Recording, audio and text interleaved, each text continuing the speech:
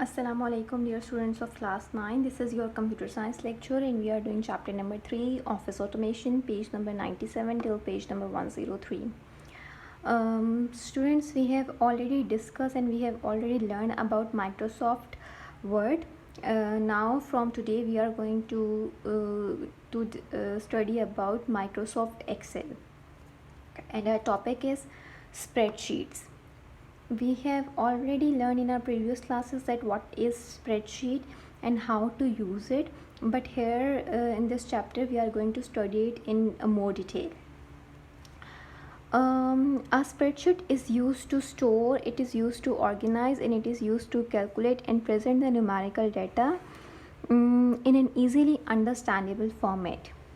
You can say that a spreadsheet is a grid of rows and the columns in which users enters numbers and the text.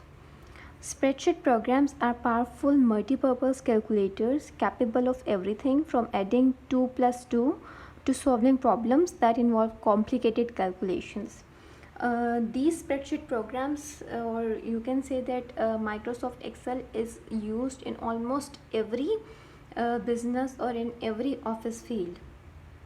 For example, there are many departmental stores which uses spreadsheet programs, as well as these spreadsheets are used in your school for the calculation of your fee vouchers, for the calculation of your teacher's salary, and all other things that involve calculation and that involves the numerical data. So we will run about its basic things that exist in a spreadsheet. Actually, the tool that we use to create a spreadsheet is known as Microsoft Excel. Your spreadsheet is a grid of rows and the columns.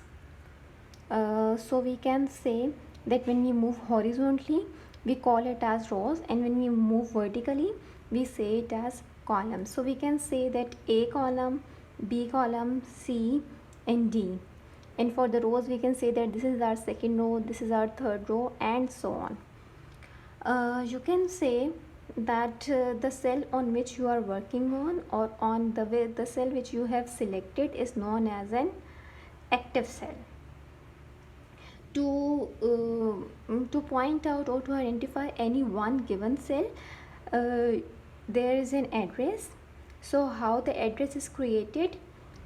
First you have to give the name of the column and then with the row number.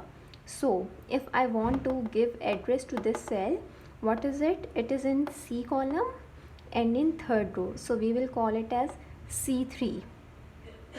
Similarly, for here, we will call it as D and its row is 4. So we can call it as D4. We already know how to open the Microsoft Excel program. What you have to do, you have to turn on the computer, you move to the start button, click all programs and click Microsoft Office to display the submenu. Then click Microsoft Excel and the version that you are using, and then double click to open Microsoft Excel. When you will open the Microsoft Excel, there will be a big sheet consist of so many rows and so many columns. You can have as many worksheets in your workbook as much you want. Actually, workbook is a collection of spreadsheets. And in one workbook you can say that there are 16,384 columns and 176 rows. Then you have an option in Microsoft Excel to fill it, or you can do it automatically. When you will choose the option fill series, automatically fill the series according to the given sequence that you are following. It can be from 1 to 10 or from onwards, or anything or any series that you are doing in the starting rows of your sheet. The same series will be copied in the next selected. Then come to the cell addressing. As the name indicates, the cell addressing means that to address a cell or how to address or how to give address to your cell. So there are two methods on which you can address your cell. The other is absolute cell addressing.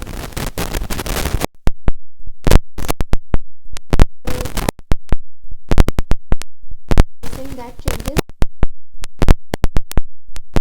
For example, we are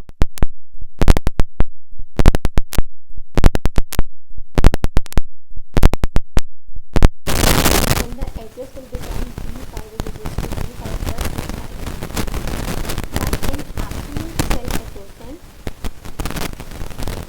cell reference it starts with a dollar sign, for example $B$5.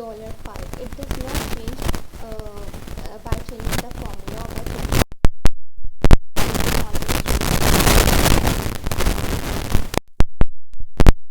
changing command in Microsoft Excel. Actually there are different options so that you can paste to different commands. You have option to paste only the formatting without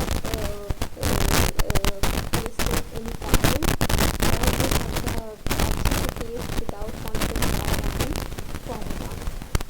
Actually there are 5 methods on which you can use paste special commands. One is the all, then formula, values, format, and all except borders. When you choose all, this option allows you to paste everything. This is as same as the normal pasting command is. Then formula, it is used to paste the text, numbers, and the formulas without any formatting. Values, as the name indicates, this type of paste special command is used to paste the calculated values only without pasting the formula.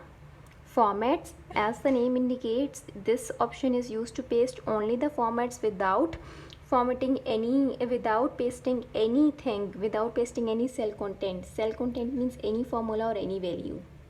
Then all except border, border, that means used to paste all the information in the selected range without copying any borders if any used. So students, that's all for today. Thank you.